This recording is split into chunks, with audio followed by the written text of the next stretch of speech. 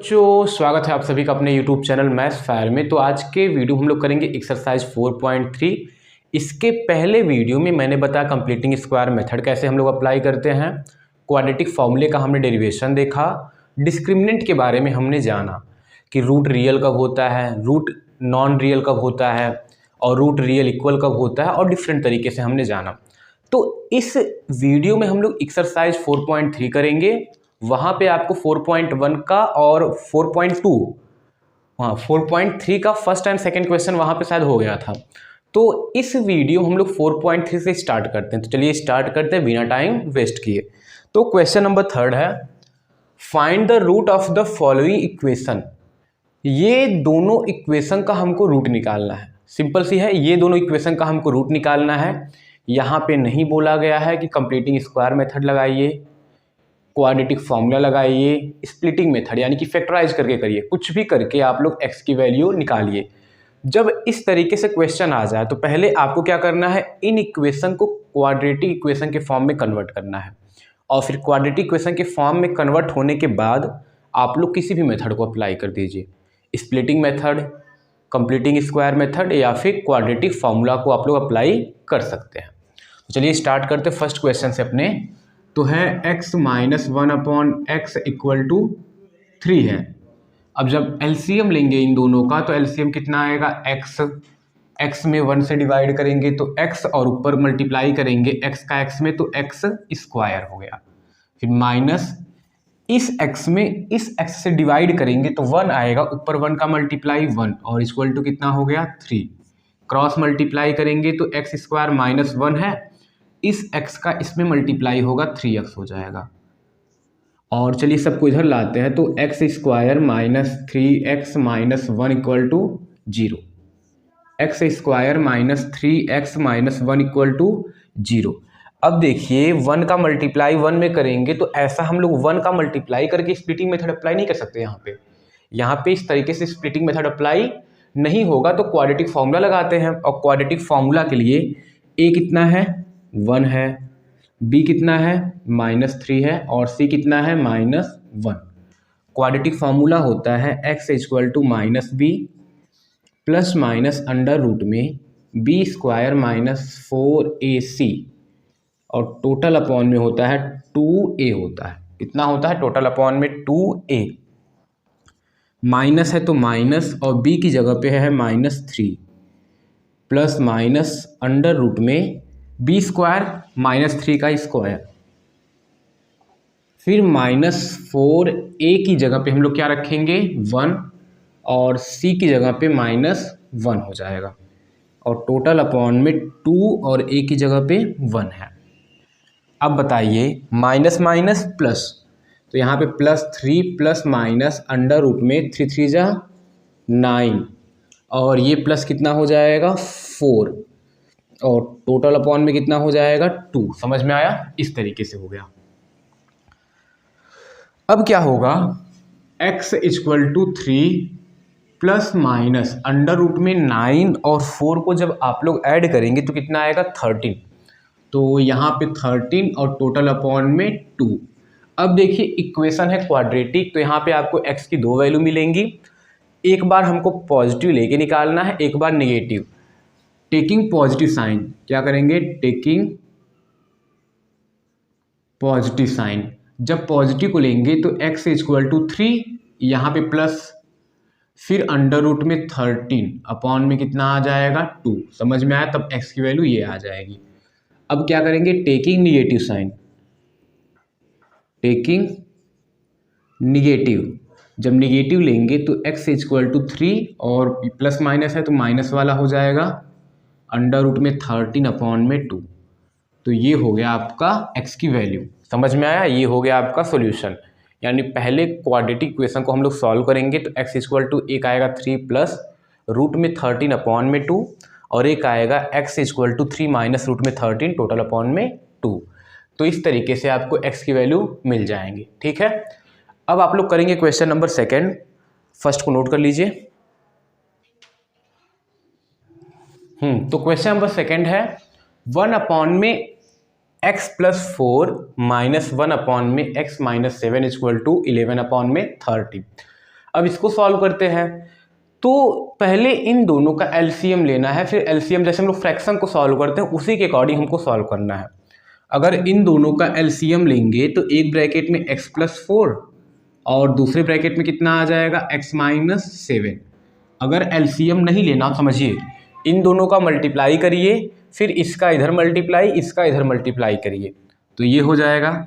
अब x-7 का 1 में मल्टीप्लाई करेंगे तो x-7, चलिए 1 इंटू कर दिए, फिर माइनस है तो माइनस लगाएं, x+4 का 1 में मल्टीप्लाई तो 1 इंटू क्या हो जाएगा x+4 इक्वल टू 11/30।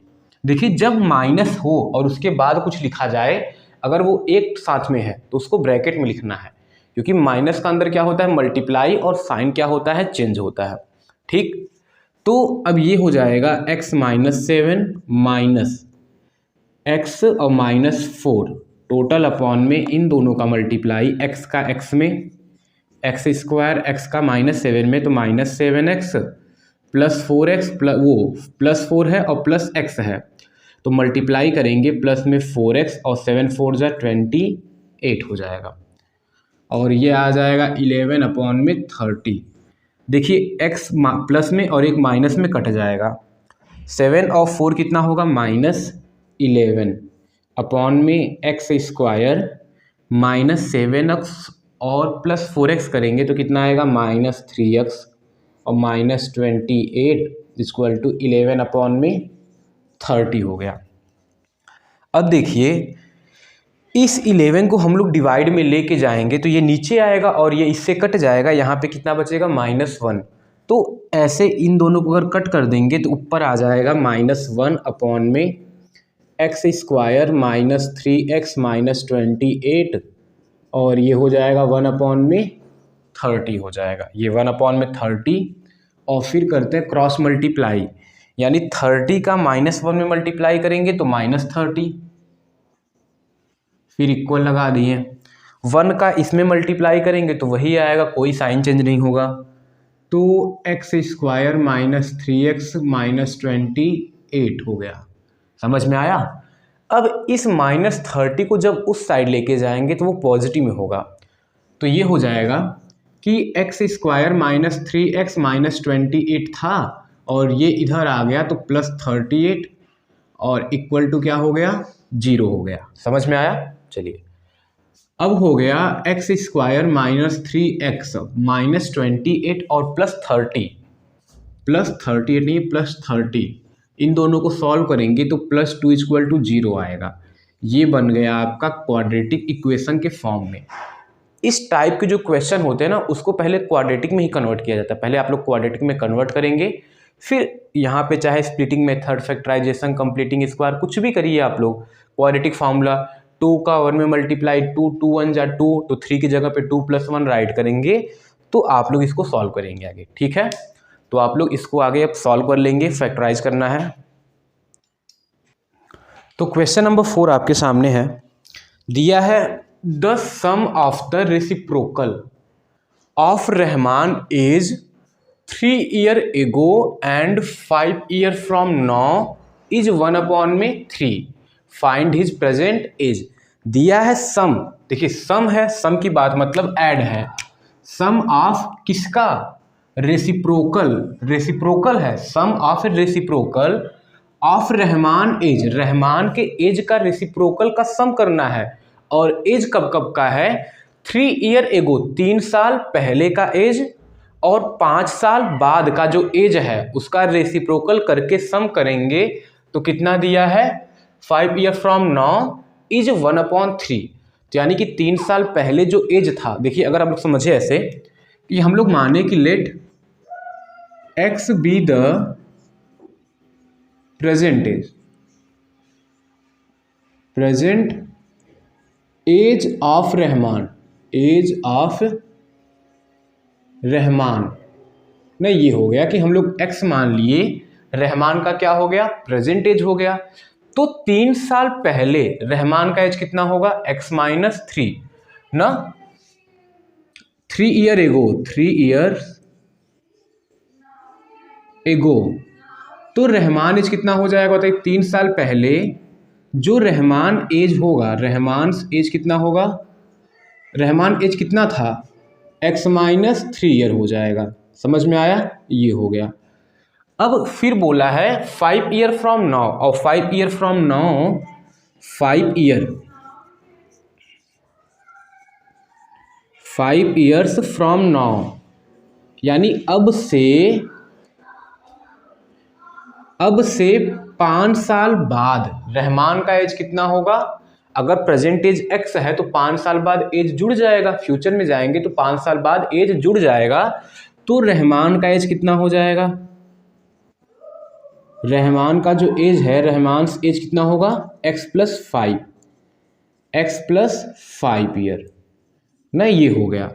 अब देखिए क्वेश्चन बोला है कि sum of the reciprocal of Rahman age 3 year ago 5 year from now, यानी 3 साल पहले जो रहमान का एज था उसका रेसिप्रोकल, अगर इसका रेसिप्रोकल करेंगे तो 1 x-3, और इसका रेसिप्रोकल करेंगे तो 1 x+5, तो इन्हीं दोनों एजेस का रेसिप्रोकल जो है वो 1/3 है। तो एज पर गिवन कंडीशन लिख सकते हैं, as per given condition,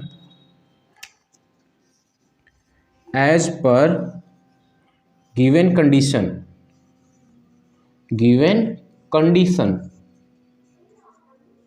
as per given condition. अब गिवन कंडीशन क्या है कि इन दोनों एजेस का रेसिप्रोकल का सम, तो इसका रेसिप्रोकल करेंगे तो 1/x-3 plus 1/x+5 equal to कितना है, 1/3। अब इन्हीं दोनों को सॉल्व करेंगे, इसको सिंप्लीफाई करके क्वाड्रेटिक में कन्वर्ट, और जब क्वाड्रेटिक में कन्वर्ट हो जाएगा फिर फैक्टराइज क्वाड्रेटिक फॉर्मूले को अप्लाई करके हम लोग x की वैल्यू निकाल लेंगे। ठीक है, तो इसके पहले मैंने क्वेश्चन बताया, इसको भी बता देते हैं। तो इन दोनों का जब एलसीएम लेंगे तो एलसीएम क्या होगा, x-3 और x+5, x+5 का इधर मल्टीप्लाई, तो ये x+5 प्लस ये हो जाएगा x-3 इक्वल टू 1/3 हो जाएगा। क्लियर, बहुत सिंपल था। अब देखिए x और x मिलेंगे तो कितना बनेगा, 2x, और 5 में से 3 जाएगा तो 2 हो जाएगा, तो ये हो जाएगा 2x-2, 2x+2 होगा, 2x+2, क्योंकि 5 प्लस में है, और इन दोनों का मल्टीप्लाई करेंगे तो x का x में x², x का 5 में 5x, और -3 का x में -3x हो जाएगा, और 5×3 -15, क्योंकि 5 क्या है, -3 है, और +5 तो -15 हो जाएगा, और इस साइड में हो जाएगा 1/3। चलिए cross multiply, 3×2 6x plus 6 equal to, दोनों को उधर मल्टीप्लाई करेंगे तो x² plus 5x minus 3x minus 15। समझ में आया, तो 6x प्लस 6 हो गया, और इधर x², इन दोनों को सॉल्व करेंगे 2x माइनस 15 हो गया। क्लियर, बहुत ही सिंपल था। इन दोनों टर्म को उस साइड लेके जाते हैं तो होगा क्या, x² प्लस 2x, ये उधर गया तो -6x माइनस 15, और ये उधर गया तो -6 इक्वल टू 0 हो गया। x² minus 4x minus 21 equal to 0। आप लोग इसको फैक्टराइज कर लेंगे या फिर क्वाड्रेटिक फॉर्मूला अप्लाई करेंगे तो आपको रिजल्ट मिल जाएगा। अब देखिए 21 है, तो 21 क्या होता है, 7×3 = 21 का 1 में मल्टीप्लाई, 21 माइनस करने पे ऐसा फैक्टर बनाना है कि 4 आ जाए। 7×3 = 21, और 7 में से 3 करेंगे तो 4 आएगा, और आप लोग इसको फैक्टराइज कर लेंगे तो जो x की वैल्यू आएगा वो क्या होगा, रहमान एज। अगर निगेटिव में होगा तो निगेटिव वाले को नहीं लेना है, जो पॉजिटिव में आएगा उसी को लेना है, क्योंकि एज जो है वो कभी निगेटिव में नहीं होता है। एज जो है वो कभी निगेटिव में नहीं होता, एज हमेशा किस में होता है, पॉजिटिव में होता है। ठीक है, आप लोग फैक्टराइज करेंगे तो आपको x की वैल्यू मिल जाएगी, और x की वैल्यू आएगी आपकी 7 और 3। x की वैल्यू क्या आएगी, 7 और 3 आएगा, तो x पॉजिटिव में 3 आएगा, और एक ठो आएगा x इक्वल टू -3 आएगा, तो -3 वाले को नहीं लेना है, तो 7 को लेना है। ठीक,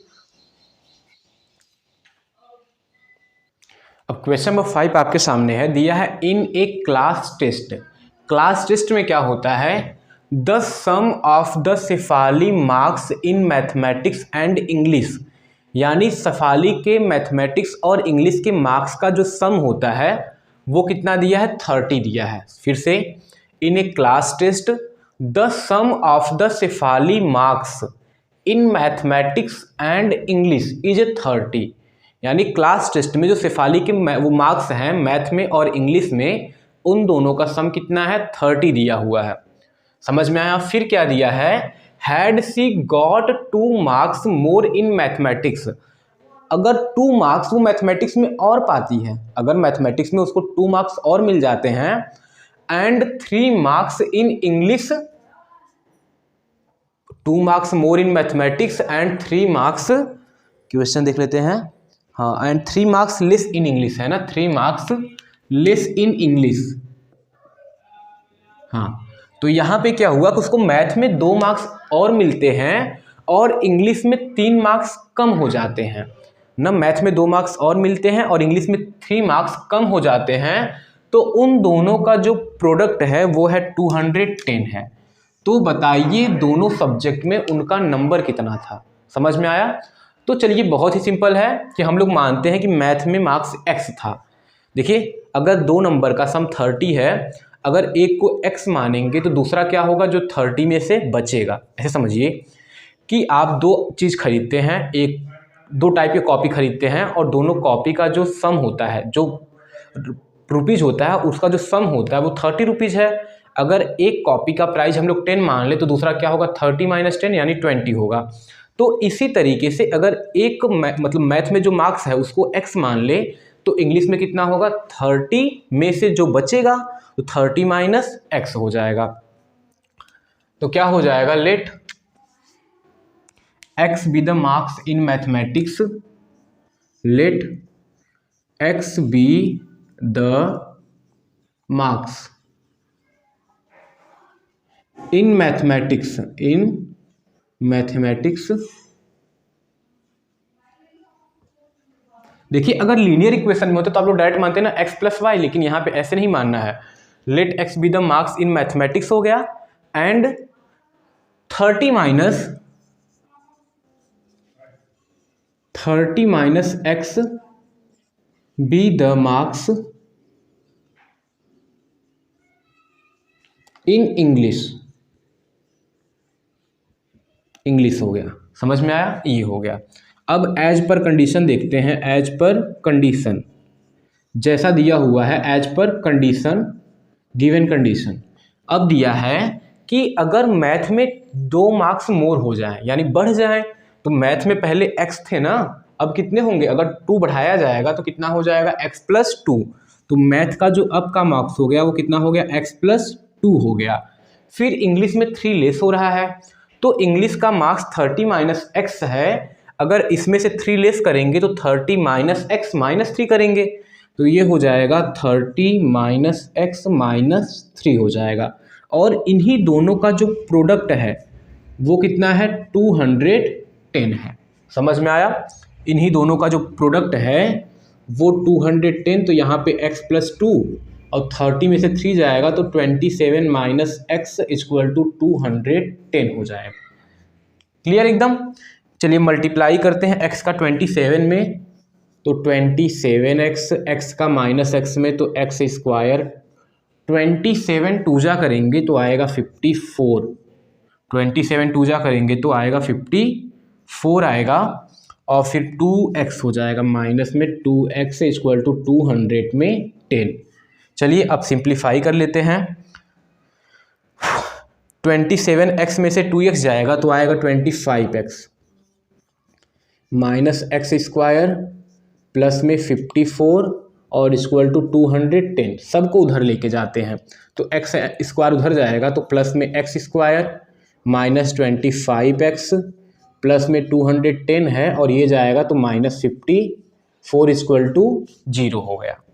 अब बताइए 210 में से 54 जाएगा तो कितना आएगा, x² और यहाँ पे 25x और प्लस, देखिए साइन बड़े वाले का, और 210 में से 54 जाएगा तो कितना आ जाएगा, 156।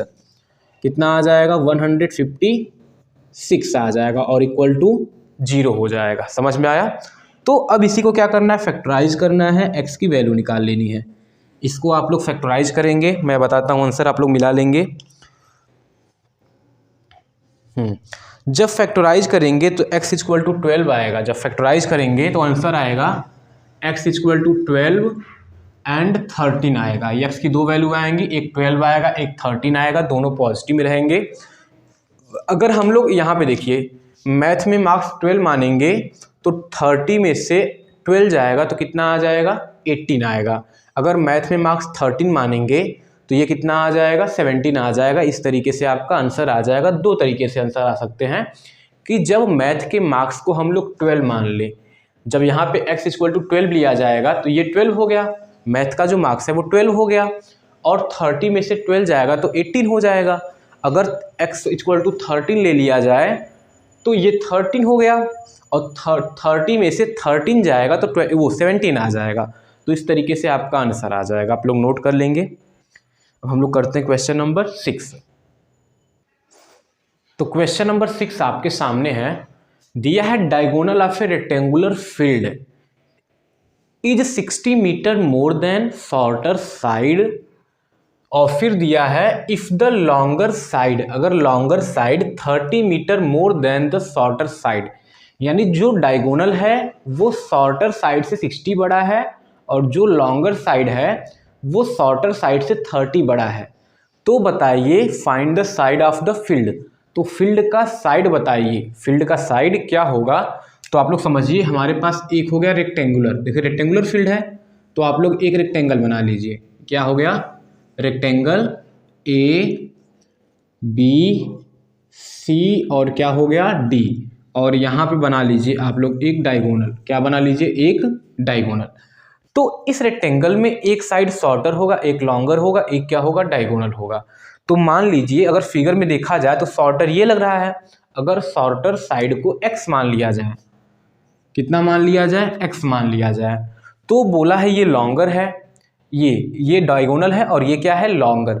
तो लॉन्गर वाला साइड कितना होगा, x प्लस 30, क्योंकि लॉन्गर साइड शॉर्टर का 30 ज़्यादा है। तो लॉन्गर साइड कितना हो जाएगा, x प्लस 30, और जो रेक्टेंगुलर फील्ड का जो डायगोनल है वो शॉर्टर साइड से 60 ज़्यादा है, 60, तो ये कितना हो जाएगा, x प्लस 60। अब देखिए रेक्टेंगल है तो रेक्टेंगल में डायगोनल बना, तो ये जो एक इधर का पार्ट बना वो क्या हो गया, राइट एंगल ट्रायंगल, और इसी राइट एंगल ट्रायंगल में आप लोग पाइथागोरस थ्योरम को अप्लाई करेंगे तो क्वाड्रेटिक इक्वेशन बनेगा, उसको फैक्टराइज करेंगे तो आपको x की वैल्यू मिल जाएगी। समझ में आया? अब देखिए जब पाइथागोरस अप्लाई करेंगे तो हाइपोटेनियस का स्क्वायर इक्वल टू परपेंडिकुलर का स्क्वायर प्लस क्या होता है, बेस का स्क्वायर होता है। हाइपोटेनियस कितना है, x प्लस 60 का होल स्क्वायर और equal to perpendicular x square और प्लस हो गया x प्लस 30 का स्क्वायर हो गया। समझ में आया? इस तरीके से आ गया। अब आप लोग होल स्क्वायर लगा के सिंप्लीफाई करिए या फिर इन दोनों को साथ में कर लीजिए। तो x प्लस 60 और यहाँ पे स्क्वायर और ये हो गया x प्लस ये 30 का होल स्क्वायर, ए स्क्वायर, देखिए ये इतना हो गया और ये इधर आया तो माइनस में, और इक्वल टू कितना हो जाएगा, x स्क्वायर हो जाएगा। ए स्क्वायर माइनस बी स्क्वायर बन रहा है तो एक ब्रैकेट में ए प्लस बी अप्लाई करेंगे, एक ब्रैकेट में ए माइनस बी। तो ए प्लस बी की जगह ये प्लस ये करना है, तो x plus 60 plus x plus 30 हो गया। ठीक, अब यहाँ पे कितना हो जाएगा, x plus 60 minus x minus 30 और इक्वल टू कितना हो गया, x स्क्वायर हो गया। देखिए x और x मिलके कितना होगा, 2x होगा, 60 और 30 मिलके 90 होगा, तो एक ब्रैकेट में 2x प्लस 90 हो गया। समझ में आया? और यहाँ पे ये दोनों कट गए, 60 में से 30 गया तो कितना आ गया, 30, और इक्वल टू क्या हो गया, x स्क्वायर हो गया। ठीक, तो अगर इन दोनों का मल्टीप्लाई करेंगे तो ये आ जाएगा 60x और 9 3 जा 27, या चलिए 9 3 27 और ये 00 और इक्वल टू एक्स स्क्वायर, सबको उधर लेके चलते हैं तो x square minus 60x minus 2700 equal to 0। अब इसी को फैक्टराइज कर लेंगे, इसी को फैक्टराइज कर लेंगे तो आपको x की वैल्यू मिलेगी। तो x इक्वल टू यहाँ पे रखेंगे वो, फिर x प्लस 30 करेंगे, x प्लस 60 करेंगे तो सारे साइड आपको मिल जाएंगे।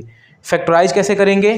2700 इक्वल टू क्या होता है, 19 to 30 था, और 90 में से 30 को सब्ट्रैक्ट करेंगे तो कितना आता है, 60 आता है।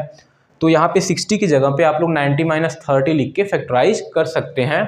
और आपको जो x की वैल्यू मिलेंगी मैं बता दे रहा हूँ, एक तो मिलेगा x इक्वल टू माइनस 30, यानी फैक्टराइज करने पे एक होगा x माइनस में x प्लस 30 होगा, और एक होगा x माइनस में 90 इक्वल टू 0 होगा।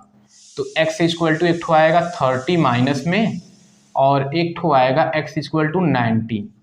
तो बताइए लेंथ कभी निगेटिव में होता है? नहीं होता है। तो x इक्वल टू 90 लेंगे तो यहाँ पे 90 हो जाएगा, और 90 प्लस 30 120 ये हो जाएगा, और 90 प्लस 60 कितना हो जाएगा, 150। तो इस तरीके से आ जाएंगे, आपको साइड आ जाएंगे। साइड क्या होगा, एक आ जाएगा 90 और एक आ जाएगा 120।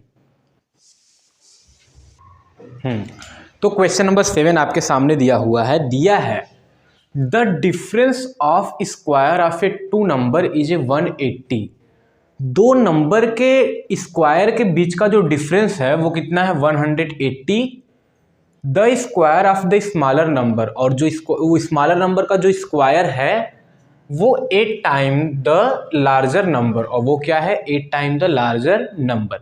अब देखिए समझना कैसे है। मान लीजिए आपके पास दो नंबर था, क्या था, दो नंबर, एक को मानिए x है और एक क्या है, y है, और x क्या है, लार्जर नंबर, x क्या है, लार्जर है, और y क्या है, स्मॉलर है। क्या हो गया, स्मॉलर। समझ में आया, x क्या हो गया, लार्जर, और y क्या हो गया, स्मॉलर। फिर बोला है कि इन दोनों नंबर के स्क्वायर का डिफरेंस कितना है, 120, यानी x square minus y square equal to कितना दिया है, 100, कहाँ गया, 80 है, 180 दिया हुआ है। ठीक है, समझ में आया इतना। दो नंबर माने, समझिए बस आप लोग, दो नंबर माने, दोनों का स्क्वायर किए, दोनों का डिफरेंस किए तो 180 आएगा। अब x लार्जर है तो लार्जर के स्क्वायर में से स्मॉलर का स्क्वायर करेंगे तभी ना आएगा। अगर y स्क्वायर में से x स्क्वायर को सब्ट्रैक्ट करेंगे तो 180 थोड़ी ना आएगा, तो वहाँ पे तो गलत आएगा। छोटे में से बड़े को सब्ट्रैक्ट करेंगे तो माइनस में आएगा, तो माइनस 180 हो जाएगा वो। अब देखिए फिर बोला है कि square of a smaller number, तो y हमारा क्या था, स्मॉलर नंबर, और स्मॉलर नंबर का स्क्वायर करेंगे तो y स्क्वायर, फिर बोला है इज मतलब इक्वल 8 टाइम लार्जर, यानी 8 टाइम x हो जाएगा।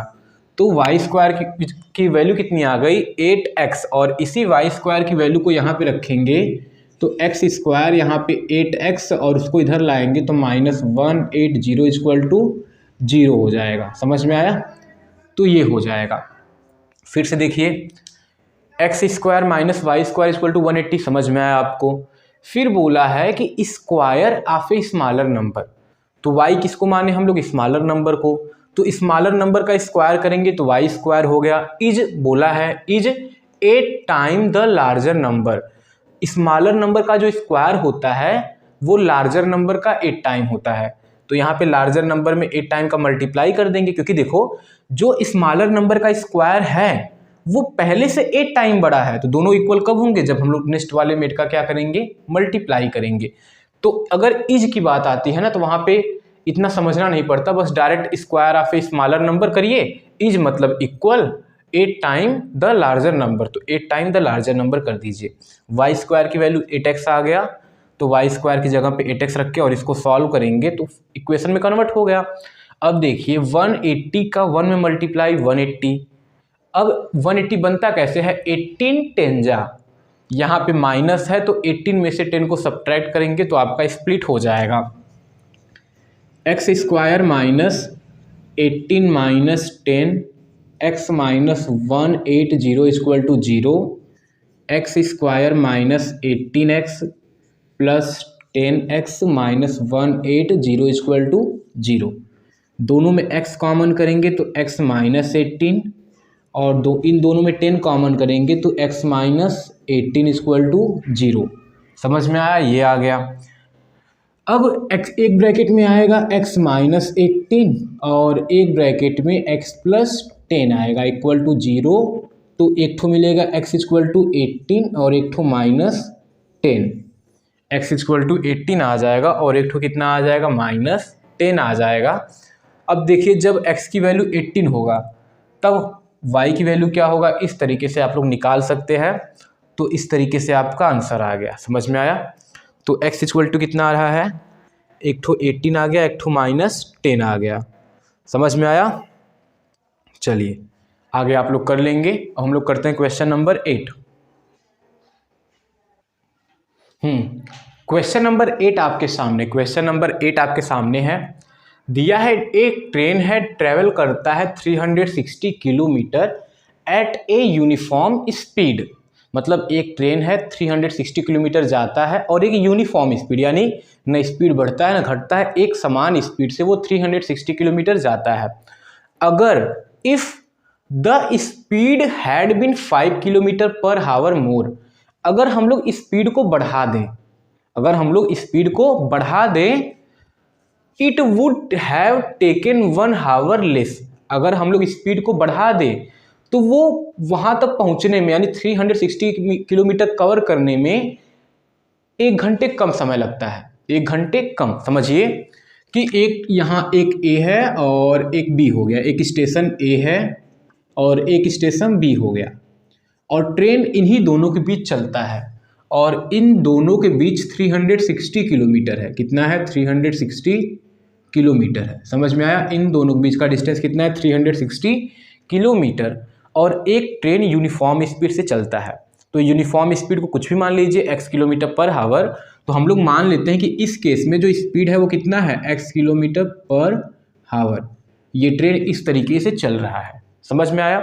अब देखिए ट्रेन कवर करेगा 360 kilometre at A x kilometre per hour speed से, तो टाइम भी लगेगा। तो टाइम इक्वल टू क्या होता है, डिस्टेंस अपॉन में स्पीड। टाइम इक्वल टू क्या होता है, डिस्टेंस अपॉन में स्पीड। तो इस केस में जो हमारा टाइम होगा वो क्या होगा, चलिए इस केस के टाइम को हम लोग t1 मान लेते हैं। और t1 तो डिस्टेंस से जा रहा है 360 और स्पीड कितना है x, तो टाइम आ गया हम लोग का 360 अपॉन में x आ गया। फिर बोला है अगर स्पीड को बढ़ा दिया जाए 5 किलोमीटर पर हावर, वही चीज़ें हैं, ए से बी तक ही जा रहा है, ए से बी तक ही जा रहा है, लेकिन स्पीड अब कितना है, पहले x था अब 5 किलोमीटर पर हावर इंक्रीज किया, मोर किया, तो स्पीड x से कितना हो गया, x प्लस 5। तो स्पीड x था अब इंक्रीज करेगा तो x प्लस 5 किलोमीटर पर हावर, और डिस्टेंस कितना जा रहा है, उतना ही जा रहा है। तो डिस्टेंस है 360 किलोमीटर। समझ में आया, डिस्टेंस कितना हो गया, 360 किलोमीटर। अब बताइए यहाँ पे टाइम कितना लगेगा, यहाँ पे टाइम t1 माने तो यहाँ पे मान लीजिए टाइम t2 और डिस्टेंस है 360 और स्पीड कितना है, x प्लस 5 हो गया। तो ये आ गया, टाइम आ गया।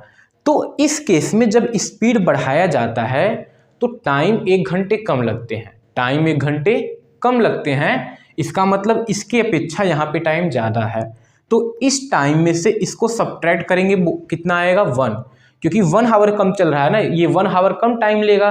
तो दोनों के बीच का टाइम का डिफरेंस अगर देखा जाएगा तो ज़्यादा में से कम वाले को करेंगे तो कितना आएगा, 1 हावर का आएगा। तो इसका मतलब कि t1 में से t2 को माइनस करेंगे तो 1 हावर है, और t1 कितना है, 360 अपॉन में x और माइनस 360 अपॉन में x प्लस 5 इक्वल टू 1 हो गया। ठीक है, दोनों में 360 चलिए कॉमन कर लेते हैं, तो यहाँ पे 1 अपॉन में x माइनस 1 अपॉन में x प्लस 5 इक्वल टू 1 हो गया। ठीक, चलिए x प्लस 5 का इधर मल्टीप्लाई होगा, ये 360 ऐसे रहेगा, तो यहाँ पे x plus 5 minus x upon में इन दोनों का multiply x square plus 5x equal to 1 हो जाएगा। ये दोनों कट गए और 360 में 5 का मल्टीप्लाई करेंगे, 5 0 जा 0, 5 6 जा 30, तो 0 3 आ गया, 5 3 जा 15 और ये आ गया 18 और अपॉन में x square plus 5 x equal to 1। Cross multiply करेंगे, इसका इधर हो जाएगा तो एक्स स्क्वायर प्लस 5x और इक्वल टू 180 और x square plus 5x minus 180 वो सॉरी 1800 ना 1800 इक्वल टू 0 और इसी को हम लोग क्या करेंगे फैक्टराइज करेंगे तो आपको x की वैल्यू मिल जाएगी। और जब आप लोग फैक्टराइज करेंगे तो x की वैल्यू एक मिलेगा 40 और एक मिलेगा -45। जब आप लोग x की वैल्यू निकालेंगे तो एक तो 2 मिलेगा, x इक्वल टू 40 मिलेगा, एक तो -45 मिलेगा। तो हमको निगेटिव में नहीं लेना है, ट्रेन की स्पीड निगेटिव में नहीं होती है, ट्रेन की स्पीड निगेटिव में नहीं होती है। देखिए स्पीड तो निगेटिव में नहीं होता, वेलोसिटी निगेटिव में होता है, तो स्पीड निगेटिव में नहीं लिया जाएगा। तो x की वैल्यू कितना होगा 40 होगा, तो ट्रेन की स्पीड कितनी हो जाएगी 40 किलोमीटर पर हावर, यानी यूनिफॉर्म स्पीड अगर देखा जाएगा तो 40 किलोमीटर पर हावर हो जाएगा। ठीक है, तो आप लोग नोट करते हैं, आप लोग नोट कर लीजिए अच्छे से। हम लोग करते हैं क्वेश्चन नंबर 9। तो क्वेश्चन नंबर 9 है आपके सामने, दिया है 2 water tap together can fill a tank in 9 3/8 hour, यानी 2 ठो वाटर टैप हैं और दोनों साथ में एक टैंक को 9 3/8 हावर में क्या कर देते हैं भर देते हैं।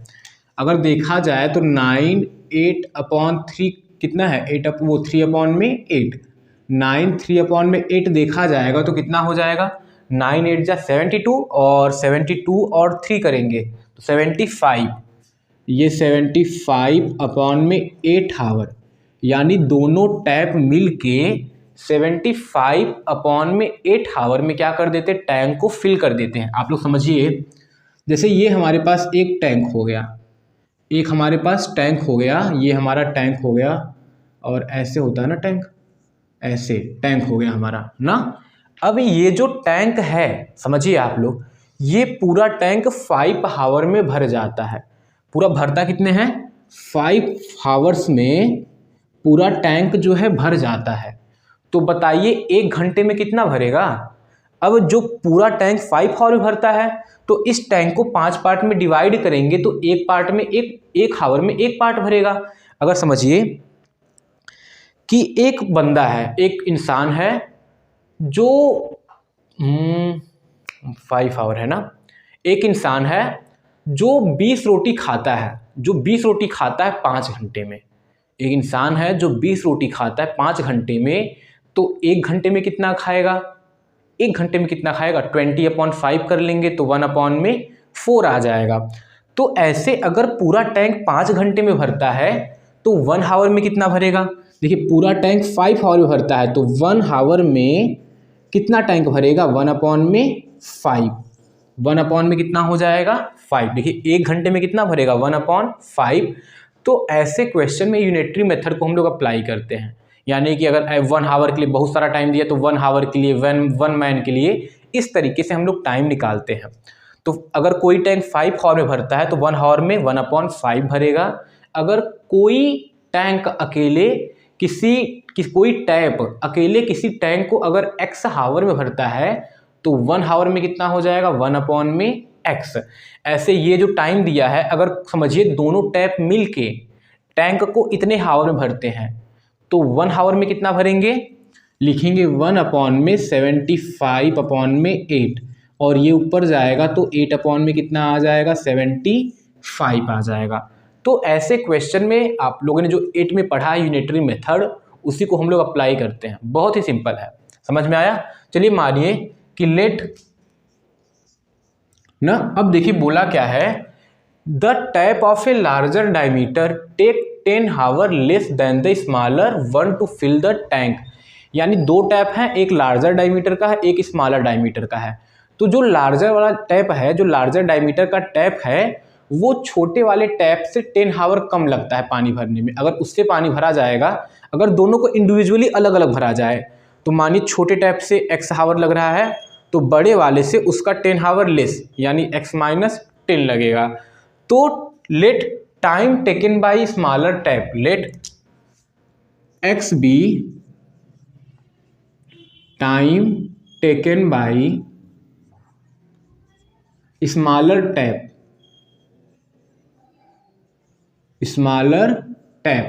हम लोग मानते हैं कि स्मॉलर टैप जो है उसको टैंक को फुल करने में कितना टाइम लगता है, x hour. Smaller tap to fill tank यानी टैंक को भरने में छोटे वाले टैप को एक्स हावर लगता है। तब क्या होगा देन, अब बड़े वाले को कितना टाइम लगेगा, इसका 10 हावर कम, तो कितना हो जाएगा x माइनस 10 हावर, यहाँ पे हावर कर दीजिए। b time taken by larger tap to fill tank को फिल करने में कितना टाइम लगेगा, x माइनस 10। अब देखिए यूनिटरी मेथड अप्लाई करते हैं। तो अगर अकेले देखा जाए कि जो स्मॉलर टैप है वो अकेले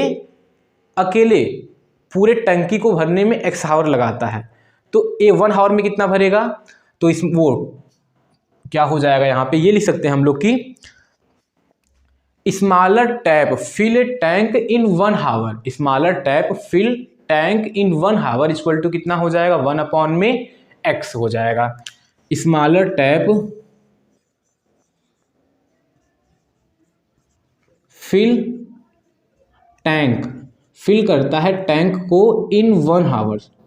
अगर 1 हावर्स में देखा जाएगा तो देखिए पूरा टैंक भरने में x हावर लगता है, तो 1 हावर में कितना भरेगा, 1 अपॉन में x भरेगा। अब ऐसे लार्जर वाले को देखते हैं, लार्जर टैप को देखते हैं, और ये फिल टैंक करता है 1 हावर में, तो ये कितना हो जाएगा, 1 अपॉन में x माइनस 10 था, तो यहाँ पे 1 अपॉन में x माइनस 10 आ गया। समझ में आया, ये आ गया। अब ये दोनों टैप जो हैं साथ में मिलकर पानी को भरते हैं, दोनों टैप साथ में मिलकर पानी को भरते हैं, तो 1 हावर का हो गया, ये 1 हावर का हो गया, और पूरा टैंक भरता है इतने हावर में, और पूरा टैंक इतने हावर में भरता है, तो 1 हावर में पूरा टैंक 1 हावर में दोनों टैप जो है अगर साथ में पानी को भरेंगे, देखिए साथ में मतलब कि दोनों को ऐड करना है, साथ में काम हो रहा है ना, दोनों टैंक में पानी डाल रहे हैं तो दोनों जुड़ेंगे, और दोनों का 1 हावर का ऐड करेंगे, तो ये हो जाएगा 1 अपॉन में x प्लस 1 अपॉन में x माइनस 10, यानी 1 हावर में स्मॉलर वाला और 1 हावर में लार्जर वाला दोनों मिला के भरेंगे, तो टैंक पूरा भरने में 75.8 हावर लगता है पूरा भरने में, तो 1 हावर में कितना लगेगा, 1 अपॉन में 75 अपॉन में 8, और इसको सॉल्व करेंगे तो 8 अपॉन में कितना आ जाएगा 75, और इधर हो जाएगा 1 अपॉन x प्लस 1 अपॉन में x माइनस 10 हो जाएगा। समझ में आया, बहुत ही सिंपल था। फिर से देख लीजिए आप लोग एक बार कि मानिए छोटा वाला जो टैप है वो पूरे टैंक को x हावर में भरता है, और बड़ा वाला कितना हो जाएगा x माइनस 10। तो अब ये देखते हैं कि छोटा वाला जो टैप है वो 1 हावर में कितना पानी भरेगा, तो 1 अपॉन x, और जो बड़ा वाला है वो 1 हावर में कितना भरेगा, 1 अपॉन में x माइनस 10। दोनों को जब जोड़ेंगे तो ये होगा ना कि दोनों मिल के 1 हावर में कितना भरे, दोनों का जोड़ने का मतलब कि दोनों मिल के 1 हावर में कितना पानी भरे, और दोनों मिल के पूरे टैंक को 75/8 हावर भरते हैं, दोनों मिल के पूरे टैंक को 75/8 हावर में भरते हैं, तो दोनों मिल के पूरे टैंक को 1 हावर में कितना भरेंगे, 1 अपॉन में 75/8 कर देंगे, तो दोनों मिल के टैंक को 1 हावर में कितना भरे, और इधर जो है ये बता रहा है कि दोनों मिल के टैंक को 1 हावर में कितना भरे, तो दोनों टाइम है, तो दोनों को इक्वेट कर दिए और इस तरीके से हो गया। अब एलसीएम लेके इसको क्वाड्रेटिक में क्या करेंगे, कन्वर्ट करेंगे। ठीक है, x और x माइनस 10 का एलसीएम लेंगे तो x होगा और x माइनस 10, और x माइनस 10 का इधर मल्टीप्लाई x का इधर, तो x माइनस 10 और प्लस x इक्वल टू कितना हो जाएगा 8 अपॉन में 75, 8 अपॉन में कितना आ जाएगा 75। अगर आप लोग सिंपल करेंगे तो ये हो जाएगा 2x माइनस 10 और ये x square minus 10x equal to 8 upon में 75। 75 का इधर मल्टीप्लाई, 75 टू जा 150x और 75 10 जा 750, 8x² माइनस 80x हो गया। समझ में आया? अब सबको एक तरफ करते, सबको उस साइड लेके जाते हैं। तो 8x² माइनस 80x और ये उधर जाएगा तो माइनस 150x हो जाएगा। माइनस 150x और ये उधर जाएगा तो प्लस में 750 इक्वल टू 0 हो जाएगा। 8x² इन दोनों को सॉल्व करेंगे तो minus 230 x plus 750 equal to 0 और आप लोग इसको क्या करेंगे, फैक्टराइज करेंगे। इक्वेशन समझ में आ गया? आप लोग इसको फैक्टराइज करेंगे और तो आपको आंसर मिलेगा x इक्वल टू 25 और एक तो 15/4। एक तो मिलेगा x इक्वल टू 25 और एक 15/4 x की वैल्यू मिलेगी। x की वैल्यू का मतलब कि छोटा वाला टैप अकेले टैंक को कितने हावर में भरता है, तो ये हो जाएगा। अगर 15/4 को लेंगे तो 15/4 मतलब क्या हो जाएगा, 15/4 देखेंगे तो 4 3 जा 12, अगर देखेंगे तो कितना आ जाएगा, बहुत कम आ जाएगा, 3 4 जा 12, 3 पॉइंट समथिंग आएगा। अब बताइए छोटा वाला टैप जो है 3 घंटे 4 घंटे में पानी भरेगा? नहीं भरेगा ना जी। छोटा वाला जो टैप है 3-4 घंटे में पानी को नहीं भरेगा, क्योंकि भाई साहब पूरा टैंक भर रहा है आपका 93/8, यानी जो पूरा टैंक है दोनों मिल के साथ में भरते हैं 9 हावर में, और छोटा अकेले 3 घंटे में कैसे भर देगा। तो इसको हम लोग नहीं लेंगे, तो हमारा आंसर क्या हो जाएगा, x इक्वल टू 25, यानी छोटा वाला टैप पूरे टैंक को भरने में 25 हावर अकेले लगता है, उसको अकेले लगता है, और बड़े वाले को इससे 10 हावर कम लग रहा था, उसको अकेले भरने में 15 हावर लगता है, और दोनों को साथ में भरने में 93/8 हावर लगता है। ठीक है, तो ये रहा क्वेश्चन नंबर 9। अब हम लोग करते हैं क्वेश्चन नंबर 10। क्वेश्चन नंबर 10 है, एन एक्सप्रेस ट्रेन, एक एक्सप्रेस ट्रेन है, take 1 hour less than the passenger train to travel 132 kilometre between Mysore and Bangalore. देखिए मैसूर और बैंगलोर के बीच में 2 ट्रेन चलती हैं, एक एक्सप्रेस ट्रेन है और एक क्या है, पैसेंजर ट्रेन।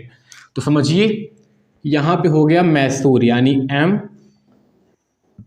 और यहाँ पे कर लिए बैंगलोर यानी कि B, और यहाँ पे एक ट्रेन चलता है वो एक्सप्रेस ट्रेन है। क्या है, एक्सप्रेस ट्रेन है ना, ये एक्सप्रेस ट्रेन है, और इन दोनों के बीच का जो डिस्टेंस है वो कितना है, 132 किलोमीटर। इन दोनों के बीच का जो डिस्टेंस है वो कितना है, 132 किलोमीटर। चलिए एक फिगर और बना लेते हैं, ये एक्सप्रेस के लिए बना लेते हैं, एक्सप्रेस ट्रेन के लिए, और एक बना लेते हैं पैसेंजर ट्रेन के लिए। पैसेंजर ट्रेन के लिए तो यहाँ पे मैसूर से बैंगलोर, फिर मैसूर बैंगलोर हो गया। अब डिस्टेंस तो वही रहेगा 132 किलोमीटर। अब समझिए, if the average speed of a express train, अगर एक्सप्रेस ट्रेन की जो एवरेज स्पीड है 11 kilometre per hour more than that of the passenger train, यानी एक्सप्रेस ट्रेन की जो स्पीड है वो पैसेंजर ट्रेन से 11 किलोमीटर पर हावर ज़्यादा है। तो मान लीजिए पैसेंजर ट्रेन की स्पीड x किलोमीटर पर हावर है, इसकी जो एवरेज स्पीड है वो x किलोमीटर पर हावर आप लोग मान लीजिए, तो इसकी एवरेज स्पीड कितनी हो जाएगी, x प्लस 11 और वो किलोमीटर पर हावर हो जाएगा। समझ में आया, ये हो गया। अब देखिए x किलोमीटर पर हावर इसकी स्पीड, डिस्टेंस 130, तो टाइम मान लीजिए लगा t1, तो ये टाइम आ जाएगा 130/x आ जाएगा। टाइम कितना आ जाएगा, 132/x time taken by passenger train to cover 132 kilometre at a speed of x kilometre per hour, तो टाइम कितना हो जाएगा, 132/x हो जाएगा। अब देखिए एक्सप्रेस ट्रेन की स्पीड ज़्यादा है तो टाइम क्या लगेगा, कम लगेगा। तो यहाँ पे जो टाइम आएगा मान लीजिए t2 है, और t2 डिस्टेंस तो उतना ही है, डिस्टेंस अपॉन स्पीड टाइम होता है ना, डिस्टेंस तो 132 है, तो 132 अपॉन में क्या करेंगे, स्पीड x प्लस 11, तो ये हो गया। अब बोला है कि जो एक्सप्रेस ट्रेन को जो टाइम लगता है वो पैसेंजर ट्रेन से क्या लगता है 1 आवर कम लगता है। तो यानी पैसेंजर ट्रेन का जो टाइम है वो एक्सप्रेस से 1 आवर ज़्यादा और उन दोनों का डिफरेंस कितना है 1। तो पैसेंजर का टाइम है T1 और उसका है T2 और ये आ जाएगा 1। T1 यानी कि 132 अपॉन में x माइनस 132 अपॉन में x प्लस 11 इक्वल टू 1 आएगा। आप लोग इसी को जब सॉल्व करेंगे तो आपका क्वाड्रेटिक इक्वेशन बनेगा और आप लोग x की वैल्यू को फाइंड आउट कर सकते हैं। ठीक है, यहाँ पे मैं छोड़ रहा हूँ, ऐसे बहुत सारे क्वेश्चन हो गए हैं तो आप लोग कर लेंगे उसको। अब हम लोग करते हैं क्वेश्चन नंबर 11 को।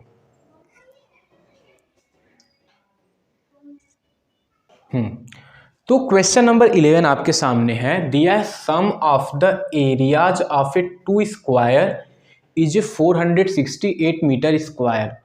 2 स्क्वायर है और दोनों के स्क्वायर का जो एरिया का जो सम होता है वो कितना है 468 मीटर स्क्वायर। समझिए कि हमारे पास 2 स्क्वायर है, ये हमारे पास क्या है 2 स्क्वायर है, एक स्क्वायर ये हो गया और एक स्क्वायर ये हो गया।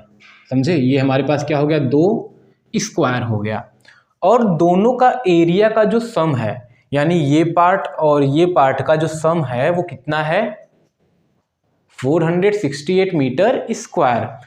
मान लीजिए कि इस स्क्वायर का साइड x है, x मीटर है और इसका साइड क्या है y मीटर।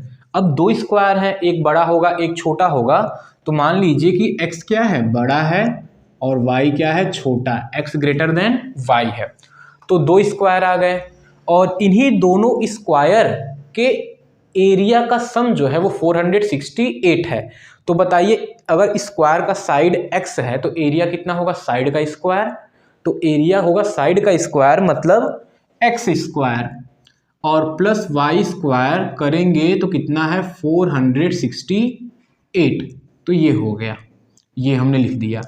फिर बोला है the difference of their perimeter is 24।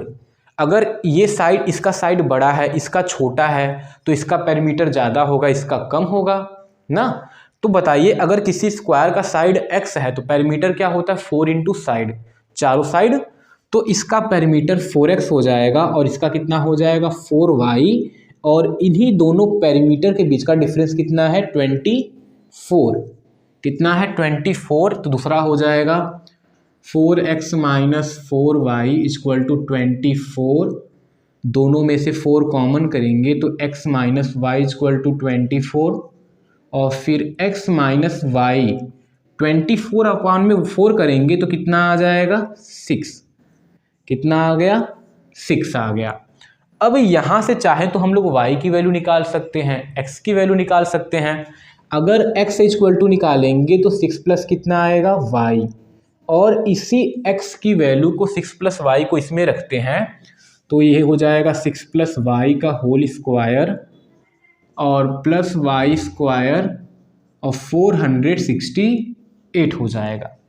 चलिए होल स्क्वायर लगाते हैं, 6 6 जा 36 प्लस वाई स्क्वायर 2ab यानी 6 2 जा 12y plus y square equal to 468। Y square 2y square plus 12y plus 36 और माइनस 468 इक्वल टू 0 हो गया। चलिए 2y स्क्वायर प्लस 12y और इन दोनों को जब सॉल्व करेंगे तो यहाँ पे माइनस में ये 232 इक्वल टू 4 आएगा, यहाँ पे 4 रहेगा। 432 इक्वल टू 0। अब देखिए दो सब में क्या है 2 कॉमन, तो 2 जब करेंगे कॉमन तो y square plus 6y minus 2 हो जाएगा और ये 1 जा ये 16 जा और इक्वल टू 0। डिवाइड करेंगे तो 0, तो यहाँ पे आ जाएगा y square plus 6y minus 216 equal to 0। तो ये आपका बन गया quadratic equation y square plus 6y minus 216 equal to 0। अब आप लोग क्या करेंगे इसको फैक्टराइज करेंगे, इसको फैक्टराइज करेंगे तो आपको y की 2 वैल्यू मिलेंगी और y की वैल्यू को आप लोग जब इस इक्वेशन में रखेंगे तो आपको x की वैल्यू मिल जाएगी। समझ में आया? y की वैल्यू इसको फैक्टराइज करके निकालेंगे। आंसर बता देता हूँ, आप लोग खुद करेंगे। तो y की वैल्यू एक आएगा -18 और एक आएगा 12। यहाँ पे जब फैक्टराइज करेंगे तो एक -18 और एक आएगा 12 आएगा। -18 और 12 तो माइनस वाला नहीं होगा, किसी भी स्क्वायर का साइड माइनस में नहीं होता, तो माइनस वाला नहीं होगा। तो y इक्वल टू कितना होगा 12। और जब y की वैल्यू 12 होगी तो 12 + 6 कितना होगा x, तो x इक्वल टू कितना आ जाएगा 18। x इक्वल टू कितना आ जाएगा 18। तो इस तरीके से आपका आंसर कितना आएगा 18 और 12 आएगा। यानी एक स्क्वायर का साइड 18 है और दूसरे स्क्वायर का साइड कितना है 12 है। तो ये आपका आंसर, आप लोग इसको अच्छे से राइट कर लेंगे वर्डिंग के साथ में। चलिए मिलते हैं आपसे अगले वीडियो में, तब तक के लिए जय हिंद जय भारत।